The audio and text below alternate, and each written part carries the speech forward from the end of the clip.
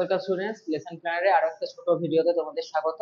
আমরা ভারত ছাড়ো আন্দোলনে যে মহিলারা ছিলেন তাদের নামগুলো পড়ব। তো প্রথমেই হচ্ছে 1942-এর 9ই আগস্ট অরুণা আসফ আলী বোম্বাইতে ভারতের তেরাঙ্গা পতাকা তোলেন। এবং তারপরে হচ্ছে সুচেতা কৃপালিনী, তিনিও বিভিন্ন বিপ্লবী কার্যকলাপ করতে থাকেন। এছাড়া কনকলতা কৃপালিনী নামে একজন 13 বছরের শিশুই বলা চলে, ছাত্রী, তিনি আসামে ব্রিটিশদের গুলিতে প্রাণ দেন।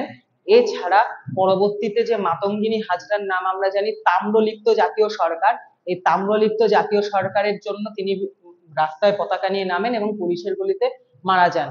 এই তিনজনের নাম মূলত তোমাদের এই ভারত ছাড়ো আন্দোলনে মহিলাদের নামগুলো থাকবে। এছাড়া আমার বড় ভিডিওতে আরো এক্সট্রা নাম আছে, সেগুলো তোমরা মনে রাখবে। এর মাধ্যমেই আমরা ভারত ছাড়ো আন্দোলনে নারীদের কি ভূমিকা, এবং এর আগে আমরা দেখেছি কৃষক এবং শ্রমিকদের কি ভূমিকা। এর মাধ্যমে আমরা ভারত ছাড়ো আন্দোলনটাকে ডিটেলসে প্রশ্ন আসলেও কিন্তু একটা সুন্দর উত্তর লিখে দিয়ে চলে আসতে পারবো। ঠিক আছে, থ্যাংক ইউ।